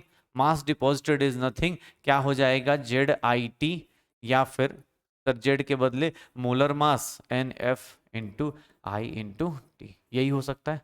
M is molar mass. देखो कॉपर सल्फेट रखा हुआ है, कॉपर सल्फेट में अगर सर मैंने करंट पास कर दिया, अगर मैं करंट पास करता हूं, इसको इलेक्ट्रोलिसिस कर दिया मैंने, इसका इलेक्ट्रोलिसिस कर दिया, तो सर इलेक्ट्रोलिसिस किया, किसने बोला सर कॉपर कितना डिपॉजिट होगा? ध्यान से सुनना सर, फॉर्मूला आपके पास है और मैं नहीं चाहता आप फॉर्मूला पे ज्यादा डिपेंडेंट रहो, ठीक है। हम फॉर्मूला प्रैक्टिस करेंगे, लेकिन सर काम की चीज भी सीखो। कॉपर में, कॉपर सल्फेट में कॉपर के ऊपर कितना चार्ज होगा? कॉपर प्लस टू इलेक्ट्रॉन कितना बनाएगा? पर यही रिएक्शन होगा ना अगर बाई दी होगा तो। और ये कहां पे हो रहा है? रिडक्शन हो रहा है, तो मतलब कहां पे होगा? रिडक्शन हमेशा क्या होता है? कैथोड पे होता है। रिडक्शन हमेशा क्या होता है? कहां होता है? कैथोड पे होता है। तो कॉपर प्लस टू खुद को रिड्यूस करेगा, खुद को कैसे डिपॉजिट करेगा? आयनिक फॉर्म में थोड़ा ना डिपॉजिट करेगा, ऑब्वियस है। किस में कन्वर्ट हो जाएगा? इसमें। एक बात बताना, एक बात बताना, एक सिंपल सी बात बताना, इसमें सर इस रिएक्शन को लिख के देख के लिख सकता हूं। अगर मुझसे कोई बोल रहा है कि सर एक बात बताइए, अगर मैं ऐसा लिख दूं कि सर ऐसा लिख सकता हूं क्या, 2 mole of electron is required, 2 mole of electron is required to deposit 1 mole of copper, 1 mole of copper at cathode। कोई दिक्कत? सर ये रिएक्शन स्टोइचियोमेट्री से ऐसे ही पढ़ेंगे ना कि सर इसका अगर 2 मोल लेंगे, अगर मैं इसको 2 मोल इलेक्ट्रॉन लेता हूं तो ये क्या है, एक ही मोल तो डिपॉजिट होगा ना। अगर मैं 2 मोल इलेक्ट्रॉन पास कर देता हूं इस सॉल्यूशन में तो क्या करेगा, 1 मोल कॉपर को डिपॉजिट करेगा। पक्का? किसने बोला सर, सर चार्ज ऑन 1 मोल क्या होता है? सर याद करो, हमने लास्ट क्लास में ही सीखा था शायद, जब नर्स इक्वेशन कर रहे थे। 1 मोल इलेक्ट्रॉन पे कितना चार्ज होता है, तो सर कैसे निकालेंगे। 1 मोल इलेक्ट्रॉन पे सर, 1 इलेक्ट्रॉन पे कितना चार्ज होता है, 1.6 इंटू 10 की पावर -19। सर 1 मोल मतलब सर कितने से मल्टीप्लाई कर दो, 6.022 इंटू 10 की पावर 23 से। सर क्या हो जाएगा, इसकी वैल्यू देखोगे तो इसकी वैल्यू कैलकुलेट करके 96487 कूलम्ब आती है। और कैलकुलेशन के लिए हम लोग क्या ले लेते हैं, 96500 कूलम। बार बार इतना बड़ा ना लिख के इसको हम लोग क्या ले लेते हैं, 1 फैराडे ले लेते हैं। 1 मोल इलेक्ट्रॉन पे जो चार्ज होता है उसको हम लोग क्या ले लेते हैं, 1 फैराडे लेते हैं। 1 मोल इलेक्ट्रॉन के ऊपर जो चार्ज होता है उसको हम लोग क्या ले लेते हैं, 1 फैराडे। पक्का? पक्का सर देख लो, 1 मोल इलेक्ट्रॉन पे जो चार्ज है, यहां पे कितने मोल इलेक्ट्रॉन्स रिक्वायर्ड है, 2 मोल इलेक्ट्रॉन रिक्वायर्ड है। मतलब क्या लिख सकता हूं, मैं लिख सकता हूं 2 Faraday's, 2 Faraday's required to deposit 2 Faradays required to deposit 1 mole of copper. या फिर 1 मोल ऑफ कॉपर का इसका मोलर मास ले लूं, 1 मोल ऑफ कॉपर का मोलर मास ले लूं। मोलर मास कितना ले लेता हूं अपने पास, कॉपर का कितना ले लूं अपने पास, या एम ले लेता हूं, चाहे छोड़ो अभी रहने दो 1 मोल। अब देख इतना मोल, ठीक है। किसने बोला सर अब ये इससे हमें आगे क्या फायदा हो, क्या बात कर रहे हो। अब देखो ये लाइन जब आ गई ना, तो अब इसके बाद 2 चीजें दूंगी, इसके 2 ही क्वेश्चन होंगे। या तो मास निकालना होगा, कितना मास डिपॉजिट होगा, यूनिटरी मेथड से निकाल लो। या फिर मास दिया होगा, क्या निकालना होगा, मास दिया होगा तो क्या निकालना होगा अपने को, सर करंट निकालना होगा। जैसे किसी, मान लो इसमें किसी ने क्वेश्चन दे दिया कि सर एक काम कीजिए, आपको किसने क्वेश्चन दे दिया कि सर क्यू चार्ज है। अगर किसने क्वेश्चन दे दिया कि सर आपके पास 1 कूलम चार्ज है, अगर 1 कूलम चार्ज है तो क्या आ जाएगा, 1/2f, 2f, 1/2f आ जाएगा। या इसको मोलर मास ऑफ कॉपर लिख दूं, ठीक है। सर एक बात बताओ, अगर मैं चार्ज दे देता हूं IT तो मास डिपॉजिटेड कितना होगा, सर मास डिपॉजिटेड कितना हो जाएगा, सर मास डिपॉजिटेड कितना होगा, molar mass of copper 2f into I into T. यही तो होगा mass deposited, mass deposited of copper. Sir देखना सेम फॉर्मूला आया क्या, कॉपर का सेम फार्मूला आया क्या, देख लो। क्या था, यही तो था, molar mass upon n into F into I into T, हो गया। तो सर आपको ना ये चीज अब बस पकड़नी है, कभी भी क्वेश्चन दिया जाए, जैसे देखना अपने पास, अगर मैं कोई भी क्वेश्चन दूं आपको, बस ये रिएक्शन में, अब जैसे इस रिएक्शन को पढ़ने आ जाए ना, इस रिएक्शन को पढ़ने आ जाए तो सर कुछ भी याद नहीं करना है। इस रिएक्शन को पढ़ने आ जाए तो आपको ये फॉर्मूला भूल भी जाओगे तो भी एग्जाम हॉल में कर लोगे। कैसे, 1 मिनट दिखाओ, मैं एक देखता हूं। अगर मैं, मुझे किसने बोला कि सर ये रिएक्शन हो रही है, AgCl का इलेक्ट्रोलिसिस कर दिया, ध्यान से सुनना। अब मैं क्वेश्चन देता हूं और इसको अटेम्प्ट करते हैं हम लोग मिलके। एक क्वेश्चन देता हूं, इलेक्ट्रोलिसिस करता हूं किसका, AgCl का। सर पहला काम कैलकुलेट, कैलकुलेट, मैं ऐसे दे देता हूं कैलकुलेट। अगर मैं ऐसा लिख देता हूं calculate mass of silver deposited, mass of silver deposited, mass of silver deposited when, mass of silver deposited when, sir 10 ampere current is, when 10 ampere current is, 10 ampere current is passed for कितना, for 10 hours. बताओ। दूसरा question ये भी दे देता हूं, calculate the calculate the calculate the current required, calculate the current required to deposit, calculate the current required to deposit to deposit 10.8 gram of silver, 10.8 gram of silver by electrolysis, by electrolysis in 2 hours, ऐसे लिख देता हूँ। 2 question दिए, थोड़ा ध्यान से सुनना। ये इलेक्ट्रोलिसिस किया जा रहा है किसका? AgCl का। मान लो मेरे पास AgCl है, तो AgCl से मैं क्या चाहता हूँ? AgCl से मैं चाहता हूँ कि Ag+ क्या हो जाए? Ag+ इस पे आके डिपॉजिट हो जाए। कैसे करूंगा? तो सर अब मुझे कुछ नहीं, AgCl में क्या चार्ज दिया है, क्या चार्ज होगा Ag+ का, थोड़ा ध्यान से देखना। कुछ नहीं, तुम्हें क्या करना है? सिल्वर डिपॉजिट करना है। सिल्वर डिपॉजिट क्यों नहीं होगा?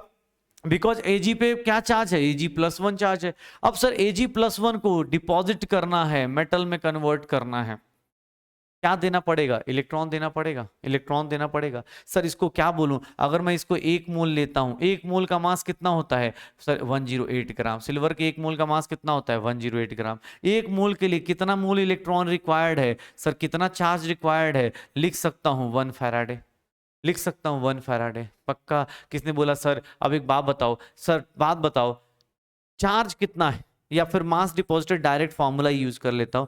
मास डिपॉजिटेड का फॉर्मूला यूज कर लेता हूं। मास डिपॉजिटेड का फॉर्मूला क्या हो गया sir? NF into I into T. Molar mass कितना है? 108। सर इस रिएक्शन में कितने इलेक्ट्रॉन्स एक्सचेंज हो रहे हैं? सर कितना हो जाएगा? F इंटू आई कितना है? 10 एम्पियर। कितना टाइम है? यहाँ गलती होगी, टाइम कितना होगा? तो सर 10 आवर्स नहीं होंगे, सेकेंड्स में लेना पड़ेगा। 10 आवर्स इंटू इतना सेकेंड, सर इतना मास डिपॉजिटेड होगा। सर चाहो तो यहाँ पे F की वैल्यू पुट कर दो। F की वैल्यू कितनी हो जाएगी? 96500। सर कैलकुलेट करेंगे, कैलकुलेट कर लेंगे, कितना आ जाएगा? 0 से 0 गया, ये 0 से ये 0 गया, कितना आ गया सर? ये आ जाएगा 1080 into sir 360 upon 965। Sir calculation करेंगे अप्रॉक्सीमेटली, इसका मास देखोगे, इसका मास देखोगे, कितना मास डिपॉजिट आ रहा है मैं देखना, कैलकुलेट करना चाहूँ तो 1080 इंटू 360 डिवाइड बाई 965। सर इसका मास जो आएगा 402.9 ग्राम आ जाएगा। तो मास डिपॉजिटेड ऐसे निकाल लो, सीधा सीधा फॉर्मूला लेके। सर पहला पार्ट ऐसे सॉल्व हो गया। किसने बोला सर दूसरा पार्ट सॉल्व करो? अरे दूसरा पार्ट कुछ नहीं भाई साहब, दूसरा पार्ट कुछ भी नहीं करना, दूसरे पार्ट में कुछ नहीं करना। आप सिंपल सा एक काम करो, आपको मास डिपॉजिटेड दिया हुआ है सर, बी पार्ट में मास डिपॉजिटेड दिया हुआ है, मास डिपॉजिटेड की वैल्यू दी हुई है, कोई दिक्कत नहीं सर, मास डिपॉजिटेड दिया हुआ है। एक सिंपल सी चीज कर लेते हैं sir, M/NF into I into T. Sir current निकालना है, इसका मास कितना दिया है? 10.8। सर मोलर मास कितना है? 108। कितने इलेक्ट्रॉन्स इन्वॉल्व हैं? 1। सर इसकी वैल्यू कितनी होती है फैराडे की कैलकुलेशन के लिए? आई की वैल्यू नहीं पता। टाइम कितना है? अगेन 2 घंटे दिए हैं। 2 घंटे मतलब सर 1 घंटे में 60 मिनट, अगले 60 सेकेंड। सर यहाँ से करंट की वैल्यू निकालने जाओगे 10.8 into 96500 divided by 108 into 2 into 60 into क्या आ जाएगा? 60। 0 से 0, 0 से 0। सर ये कितना हो गया? 10 टाइम्स हो गया। सर 10 टाइम्स हो गया, कितना आंसर आ जाएगा? 965 अपॉन 720। 965 अपॉन कितना आ जाएगा? 720। कैलकुलेट करोगे, कैलकुलेट करोगे, देखोगे कितना आ रहा है, कितना आ रहा है। तो ये अपने पास 965 डिवाइडेड बाई 720 कितना आ जाएगा? 1.34 करंट, 1.34 एम्पियर। सीधा सीधा फॉर्मूला बेस्ड क्वेश्चन, कोई इधर उधर नहीं जाना, सीधा सीधा फॉर्मूला बेस्ड, सीधा सीधा फॉर्मूला बेस्ड। M की वैल्यू क्या हो जाएगी सर? मास डिपॉजिटेड कितना आ जाएगा? मास डिपॉजिटेड कितना आ जाएगा? M/NF। M/NF को क्या बोलते हैं हम लोग? Z भी बोलते थे, and that is known as electrochemical equivalent. सीधी सी बात है। फैराडे ने क्या बोला? फैराडे ने बोला कि भाई साहब जितना भी मास डिपॉजिट होता है, what is that is directly proportional to, it is, यहाँ पे डायरेक्टली प्रोपोर्शनल भी आप ऐड कर लो, पता चला कि सर प्रोपोर्शनल तो लिखा है लेकिन डायरेक्टली नहीं लिखा है। Directly proportional to quantity of electric charge, और mass deposited directly proportional to Q होगा या I into T. Mass is equals to Z into I into T. Electrochemical equivalent निकालते रहिए, इलेक्ट्रोकेमिकल इक्विवेलेंट निकालते रहिए। पक्का? सर ये क्वेश्चंस देख लो, इस तरह के क्वेश्चंस कर सकते हो। कहीं मास दिया है, बस कुछ नहीं, मोलर मास करके बस उसका वैल्यू निकाल के चेक कर लो, नंबर ऑफ इलेक्ट्रॉन्स चेक कर लो। पक्का? चलो एक काम करते हैं, क्वेश्चंस देखते हैं, क्वेश्चंस देखते हैं। सर ये क्वेश्चन दिया है, number of Faraday to liberate 8 gram of hydrogen. Sir इसके लिए देखो, इसी क्वेश्चंस के लिए हमें ना रिएक्शंस पढ़ने आनी चाहिए। सर हाइड्रोजन कहाँ से लिबरेट होगा? H+ कहाँ से लिबरेट होगा? H+ से ही लिबरेट होगा।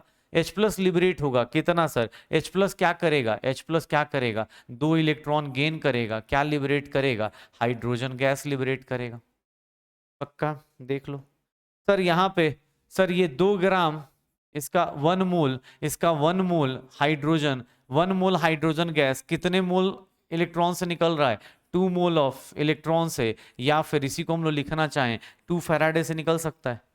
तो सर अब यहां से यूनिटरी मेथड लगा सकते हो कि सर 2 ग्राम हाइड्रोजन के लिए 2 gram hydrogen deposited bye 2 gram hydrogen deposited bye sir कितना? 2 फैराडे। सर इसीलिए 1 ग्राम के लिए कितना हो जाएगा? 2 Faraday upon 2, 2 Faraday upon 2, 2 Faraday upon 2। और इसीलिए 8 ग्राम्स के लिए कितना हो जाएगा सर? 2 फैराडे/2 इंटू 8 ग्राम। सर ये कितना हो गया? 8 फैराडे हो जाएगा। कितना हो जाएगा? 8 फैराडे। आंसर कितना आ गया? यही होगा सर। सिंपल सिंपल रिएक्शन को बस रीड करना शुरू कर दो, रिएक्शन रीड करोगे समझ में आ जाएगा। सर इसको, इसका अगर 1 मोल लोगे तो इसके कितने मोल्स होंगे? 2 मोल्स होंगे। पक्का, क्योंकि स्टोइचोमेट्रिक कोफिशिएंट ही तो मोल्स बताता है। रिएक्शन को रीड करना ही तो हमें क्या करना है? सीखना है। तो इलेक्ट्रोलिसिस में कुछ नहीं, कभी भी कुछ कर रहे हो तो आप सिंपल सा, जैसे मान लो मैं ऐसा लिख देता, अगर मैं ऐसा लिखता एल्यूमिनियम +3 और 3 इलेक्ट्रॉन लेगा, एल्यूमिनियम 3 इलेक्ट्रॉन लेगा, तभी तो किस में कन्वर्ट होगा? डिपॉजिट होगा एल्यूमिनियम में। इसको क्या बोलूंगा? 1 मोल एल्यूमिनियम के लिए, 1 मोल एल्यूमिनियम के लिए कितने 3 फैराडे की रिक्वायरमेंट है? 3 मोल्स ऑफ इलेक्ट्रॉन मतलब 3 फैराडे की रिक्वायरमेंट है। बस करते रहिए। एल्यूमिनियम के 1 मोल के लिए कितने फैराडे की रिक्वायरमेंट है? 3 की। हो गया। पक्का। चलो भाई अगला क्वेश्चन देखना, इसी के ऊपर बेस्ड अगला क्वेश्चन देख लो। Sir number of electrons involved in electro deposition, electrolysis से कितने? सर एक बात बताना, सर कॉपर का मोलर मास कितना होता है? 63.5। कॉपर का मोलर मास कितना होता है? 63.5। सर कॉपर में देखना ध्यान से, सर इसका 63.5 ग्राम के लिए, इसका 63.5 ग्राम डिपॉजिट हो जाए, इसके लिए इसके कितने मोल इलेक्ट्रॉन्स की जरूरत है? 2 मोल इलेक्ट्रॉन की जरूरत है क्या? 2 मोल इलेक्ट्रॉन की जरूरत है क्या? और 2 मोल इलेक्ट्रॉन मतलब कितने होंगे सर? 2 इंटू 6 पॉइंट, क्योंकि अब की बार वो चार्ज नहीं पूछ रहा है, अब की बार वो क्या पूछ रहा है कि सर कितने इलेक्ट्रॉन्स की जरूरत है। कितना हो जाएगा? कैलकुलेट करोगे 2 इंटू 6.022, 2 इंटू 6.022 इंटू 10⁻23, ये क्या आ जाएगा मेरे पास? सर क्वेश्चंस देखो अपने पास, कैसे कैसे छोटे छोटे क्वेश्चंस दिए जा रहे, उसके हिसाब से हमें चीजें फील करनी है। पक्का सर हो जाएंगे। चलो भाई अगला क्वेश्चन देखना। अगला क्वेश्चन फिर से बोला जा रहा है कि सर सिल्वर नाइट्रेट है, सिल्वर नाइट्रेट है, AgNO3 है। ध्यान से देखो क्या बोल रहा है कि सर कितना amount of electricity can deposit 108 ग्राम, कितना अमाउंट ऑफ इलेक्ट्रिसिटी? सर इसमें से Ag प्लस है, Ag प्लस है, इसको कितना इलेक्ट्रॉन दोगे? कितना इलेक्ट्रॉन दोगे? तो 1 इलेक्ट्रॉन दोगे तो Ag होगा। अगर आप इसको 1 मोल लेते हो, अगर 1 मोल लेते हो, और 1 मोल का ही मास कितना होता है? 108 ग्राम। सर इसका 1 मोल लोगे तो इसका कितना होगा? 1 मोल ऑफ इलेक्ट्रॉन। और 1 मोल ऑफ इलेक्ट्रॉन, इसी को हम लोग क्या बोल सकते हैं? 1 फैराडे बोल सकते हैं, 1 फैराडे बोल सकते हैं, क्योंकि इतना चार्ज मुझे देना पड़ेगा तब जाके 108 ग्राम क्या डिपॉजिट होगा? सिल्वर डिपॉजिट होगा। तब जाके 108 ग्राम क्या डिपॉजिट होगा? सिल्वर डिपॉजिट होगा। पक्का सर? श्योर हो? तो Faraday's first law of electrolysis simple सा कि सर मास जो होगा डिपॉजिटेड, सर वो I into T, sir charge के डायरेक्टली प्रोपोर्शनल या I इंटू टी के डायरेक्टली प्रोपोर्शनल। इसी को हम लोगों ने फॉर्मूले में लिखा ZIT, या फिर molar mass upon NF into IT। यही था सर, बस करते रहो, हो जाएगा सर। ये सब छोटी छोटी चीजें अटेम्प्ट करते रहिए।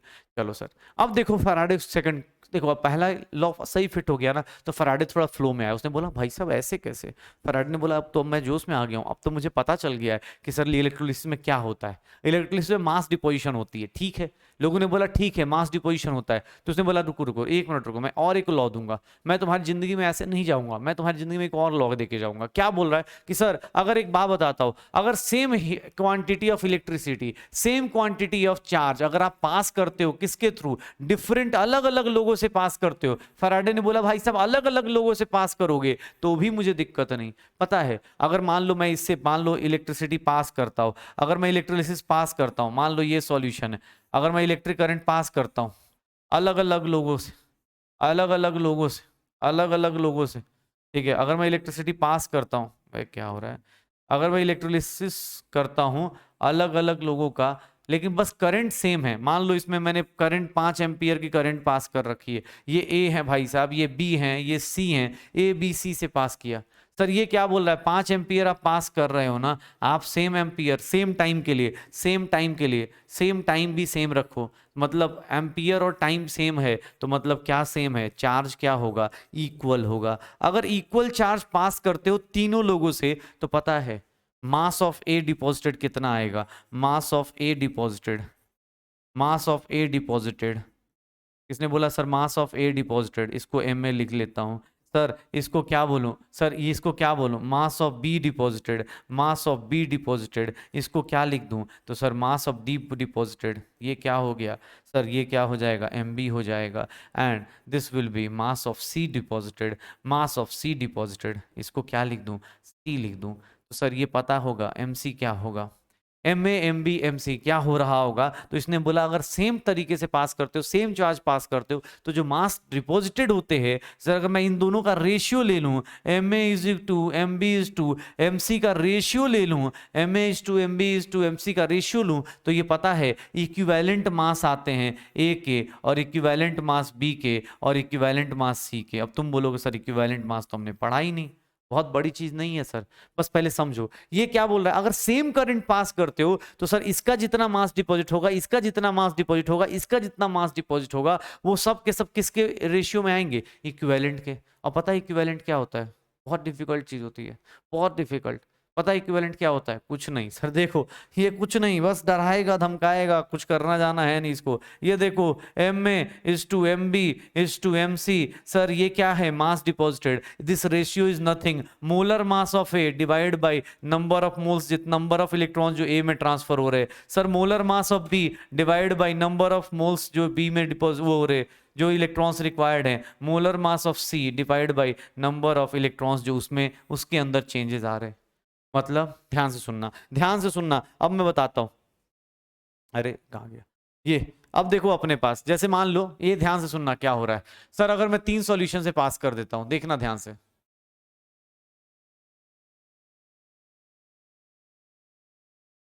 देखना अपने पास सेम करंट पास करता हूं। यहां मैंने रख रखा है सोडियम NaCl रख रखा है, यहां सोडियम का मास डिपॉजिटेड निकाल रहा हूं, mass of sodium deposited, mass of sodium deposited, ये निकालना है मुझे। यहां मैंने रख रखा है Na2SO4, ठीक है, या Na2SO4 कहता हूं, कैल्शियम, कैल्शियम सल्फेट रख रखा है। यहाँ पे मुझे निकालना है मास ऑफ कैल्शियम डिपॉजिटेड। थोड़ा ध्यान से देख लो, अपने पास कुछ भी नहीं है, ये सब चीजें बस एग्जाम हॉल में जाना है, विद इन सेकंड करके आना है। सर यहाँ मैं रख देता हूँ, और यहाँ निकालना है mass of aluminium deposited. Sir आपको पता है इन तीनों का, इन तीनों का, सर इसको mass of small m Na ले लेता हूँ, इसको स्मॉल m कैल्शियम ले लेता हूँ, और इसको स्मॉल m एल्यूमिनियम ले लेता हूँ। इन तीनों का मास, सर अगर सेम करंट पास करता हूं, सेम चार्ज पास करता हूं, अगर मैं सेम चार्ज पास करता हूं, पता है तुम्हें जब इलेक्ट्रोलिसिस होगी, जब इलेक्ट्रोलिसिस होगा, इलेक्ट्रोलिसिस होगा, तो sir mass deposited, mass of sodium is mass of calcium, और अगर मास ऑफ एल्यूमिनियम का, अगर मास ऑफ एल्यूमिनियम का, sir mass of sodium, mass of calcium, mass of aluminium का अगर सर रेशियो लोगे, तो वो क्या होगा, equivalent mass of sodium, equivalent mass of calcium, और इक्विवेलेंट मास ऑफ एल्यूमिनियम आएगा।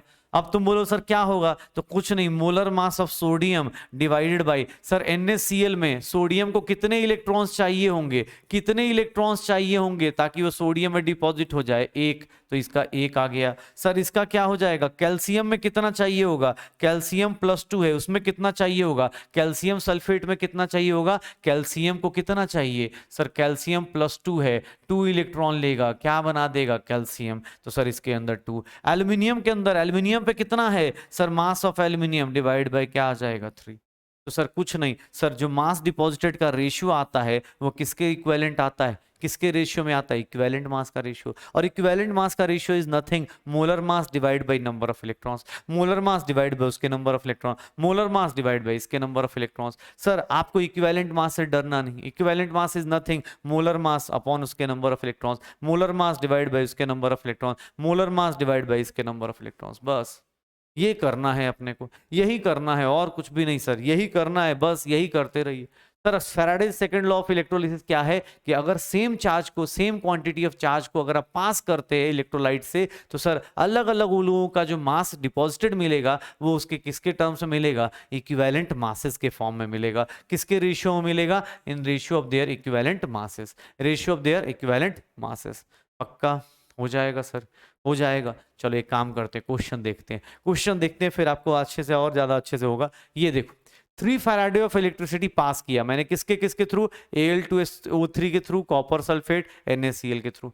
3 फैराडेज। सर बोल रहा है कि mass of aluminium, mass of aluminium का डिपोजिशन, मास ऑफ एल्यूमिनियम का डिपोजिशन, मास ऑफ कॉपर का डिपोजिशन और मास ऑफ सोडियम का डिपोजिशन, रेशियो बताओ। पहले ये बताओ क्या होगा, तो रेशियो क्या हो रहा होगा? अगर आपको लगता है तो पहले तो एक सिंपल चीज ऐसे भी सोच सकते हो कि सर मास ऑफ एल्यूमिनियम कितना डिपॉजिट होगा? सर कितना डिपॉजिट होगा, कितना डिपॉजिट होगा? तो सर एक बात बताओ, एल्यूमिनियम ऐसे भी लिख सकते हैं ना, ऐसे मैं ऐसे भी इक्विवेलेंट मास से निकालना चाहो वैसे भी निकाल दो, रेशियो वही आएगा। किसी को लगे नहीं सर आप ऐसे निकाल दो, निकालना चाहो वैसे निकाल लो। लेकिन एक सिंपल सी बात बताता हूँ, यहाँ पे इसलिए इसको नहीं यूज करना चाह रहा हूँ क्योंकि यहाँ मोल्स पूछ रहा है। सर एक बात बताना, एल्यूमिनियम है, एल्यूमिनियम प्लस 3 इलेक्ट्रॉन्स लेगा, क्या बनाएगा? एल्यूमिनियम।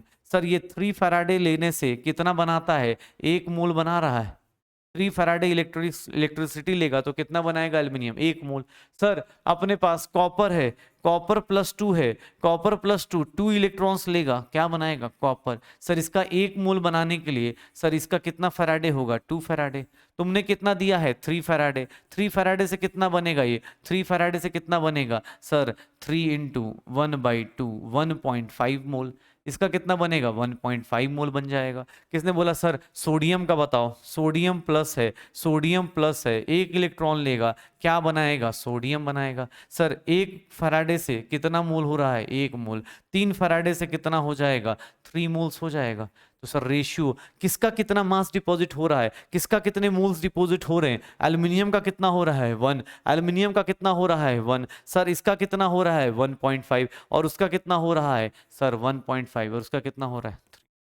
बस सर इसमें मोल्स निकालने थे इसलिए मैंने इक्विवेलेंट मास का रेशियो नहीं लिया। इसमें ये पूछ रहा है कि सर मास डिपॉजिटेड का रेशियो बताओ, बट किसके रेशियो में, किसके रिस्पेक्ट में? इक्विवेलेंट मास के रिस्पेक्ट में नहीं, किसके रिस्पेक्ट में? मोल्स के रिस्पेक्ट में। तो मैंने क्या किया, ये रिएक्शन लिख ली, उसके हिसाब से कैलकुलेट कर दिया। मैंने क्या किया, रिएक्शन लिखी, इसमें देख लो 3 फैराडे से कितना जाएगा? 1 मोल, क्योंकि ऊपर लिखा है ना 3 फैराडे पास कर रहा है, ऊपर क्या लिखा है? 3 फैराडे पास कर रहा है।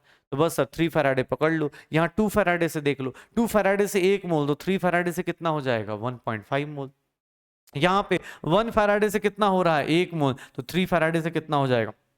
3 मोल्स हो गया। बस ये छोटी छोटी चीजें करते रहिए। पक्का सर। अब देखो किसने फैराडे सेकंड लॉ के ऊपर अच्छा न्यूमेरिकल दिया, तो इस तरह का न्यूमेरिकल दे देगा, इस तरह का न्यूमेरिकल दे देगा कि सर अगर 2 बैटरी है, 2 बैटरी है, एक में same amount of electricity pass कर दिया, same amount of electricity pass कर दिया। अब बोल रहा है कि sir mass of aluminium, mass of aluminium deposited, mass of aluminium deposited, इसका रेशियो क्या होगा? सर अभी आपने पढ़ा ना, मास ऑफ एल्यूमिनियम, इसका रेशियो क्या होगा? Equivalent mass of aluminium divide by equivalent mass of sodium. Sir equivalent mass of aluminium, molar mass of aluminium divide by, इसमें एल्यूमिनियम में कितना एन फैक्टर है? एल्यूमिनियम में कितने इलेक्ट्रॉन्स चाहिए होंगे? कि एल्यूमिनियम को कितने इलेक्ट्रॉन्स चाहिए होते हैं? सर एल्यूमिनियम को 3 इलेक्ट्रॉन्स देते हैं, क्या बन जाता है? एल्यूमिनियम। तो सर यहाँ पे कितना होगा? 3। यहाँ पे कितना होगा? सोडियम के अंदर कितने चाहिए? सोडियम के अंदर, इसमें NaCl है, NaCl में सोडियम के ऊपर कितना चार्ज है? Na+, 1 इलेक्ट्रॉन देंगे, क्या बना लेगा? सोडियम बना लेगा। तो सर 1 ही इलेक्ट्रॉन चाहिए, मतलब रेशियो कितना आ गया? सर अगर मैं मास ऑफ एल्यूमिनियम डिपॉजिटेड लिखता हूँ, मास ऑफ एल्यूमिनियम डिपॉजिटेड लिखता हूँ, ठीक है ना, एक काम करो ना, इसका एल्यूमिनियम का मास कितना है? मोलर मास 27/3, और ये कितना हो गया? मोलर मास ऑफ सोडियम कितना हो गया? 23। कितना आ गया? 9:23। सर एक बात बताना, mass of aluminium deposited, mass of aluminium deposited divided by mass of sodium deposited, mass of sodium deposited। Sir इसका क्या ऑर्डर आ जाएगा, कितना आ गया 9/23। एल्यूमिनियम का मास कितना दिया हुआ, एल्यूमिनियम का मास कितना दिया है 1.8, ये कितना हो गया 1.8। यहाँ क्या आ जाएगा mass of sodium deposited. Sir values put करेंगे सोडियम डिपॉजिटेड की, कितना हो जाएगा 9/23। मास ऑफ सोडियम डिपॉजिटेड कितना आ जाएगा, यहां से निकालना शुरू करो। यहाँ पे कितना हो जाएगा मास ऑफ सोडियम डिपॉजिटेड, कितना हो जाएगा सर, क्या होगा 23 × 1.8 डिवाइडेड बाई 9। 23 × 1.8 divide by 9। 23 × 1.8 करेंगे, 23 × 1.8 करेंगे डिवाइड बाई 9, तो सीधा सीधा कितना आ रहा होगा, बहुत सिंपल सी कैलकुलेशन है, ठीक है, डिवाइड बाई 4.6 आ जाएगा। कितना आ जाएगा 4.6 आ जाएगा। इसको कैलकुलेट करेंगे सीधा सीधा, देखो इसको 8 करो, ये कितना हो गया 5, और 5 से इसको डिवाइड करोगे कितना आ जाएगा 4.6 ग्राम। 4 पॉइंट क्या आ जाएगा 6 ग्राम हो गया। तो सर अपने पास जब भी क्वेश्चंस मिलेंगे, जब भी क्वेश्चंस मिलेंगे सर ना, जब भी आपको क्वेश्चंस मिल रहे होंगे, तो sir Faraday's law of electrolysis के दो ही क्वेश्चंस मिलने वाले। कौन कौन से, एक तो इलेक्ट्रोलिसिस में मास कितना डिपॉजिटेड होगा, इलेक्ट्रोलिसिस का मास कितना डिपॉजिटेड होगा, प्लीज ध्यान से देखना, मास डिपॉजिटेड इसको स्मॉल m से लिखा करो ताकि अपने पास कैलकुलेशन करना आसान रहे। Mass deposited is nothing m/nf into I into T।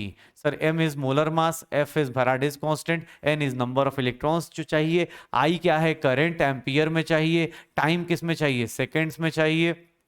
बस किसने बोला सर मास डिपॉजिटेड का रेशियो बताओ, तो सर मास डिपॉजिटेड का रेशियो अगर आप पूछोगे तो that will be sir equivalent mass, equivalent mass of A, equivalent mass of B और equivalent mass of C. Equivalent mass is nothing molar mass of A divided by जो इसके electrons required होंगे, molar mass of B जो इसके electrons required होंगे sir, और molar mass of C जो इसके इलेक्ट्रॉन्स रिक्वायर्ड होंगे। यही दो लॉ को, इसको हमने क्या बोला सर, इसको हमने बोला first law of electrolysis, first law of electrolysis. इसको हमने क्या बोल दिया सेकंड लॉ ऑफ इलेक्ट्रोलिसिस। तो सर फर्स्ट लॉ और सेकंड लॉ ऑफ इलेक्ट्रोलिसिस हो जाएगा सर पक्का।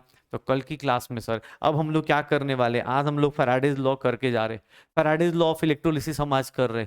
कल की क्लास में इसके ऊपर क्वेश्चंस करेंगे। कल की क्लास में सर ठीक है थोड़ा अच्छे कॉन्सेप्ट पे थोड़ा टाइम दीजिए, चीज़ों को बार बार रिवाइज कीजिए, चीज़ें आसान होती जाएंगी। कल की क्लास में अब न्यूमेरिकल्स का पोर्शन यहाँ पे खत्म हो जाएगा। कल की क्लास से थोड़ा थ्योरेटिकल पोर्शन आएगा, तो उसको साथ साथ में आराम आराम से पढ़ते चलेंगे। कल इलेक्ट्रोलिसिस किसका कैसे होगा, किस इलेक्ट्रोड में कैसा होगा इलेक्ट्रोलिसिस, कल ये सब देखना शुरू करेंगे। और उस इलेक्ट्रोलिसिस में कौन सी चीज़ कैथोड पे जाएगी, कौन सी चीज़ एनोड पे जाएगी, कल उसको देखेंगे। और उसके बाद हमारे पास बैटरीज होंगी जिसको हम लोग पढ़ने वाले हैं, बैटरीज को देखने वाले हैं कि बैटरीज कितने टाइप की, प्राइमरी बैटरी, सेकेंडरी बैटरी को। आज भर न्यूमेरिकल है, आज भर ये फॉर्मूलाज थे, कल से सारे फॉर्मूलाज गायब, कल से सारे न्यूमेरिकल्स गायब। कल से हमारे पास फिजिकल केमिस्ट्री का पोर्शन थोड़ा सा थ्योरेटिकल पोर्शंस पे चला जाएगा और उसको हम लोग एक साथ मिलकर एंजॉय कर रहे होंगे पक्का। तो मिलते हैं नेक्स्ट क्लास में, तब तक पढ़ाई करते रहो, एंजॉय करते रहो।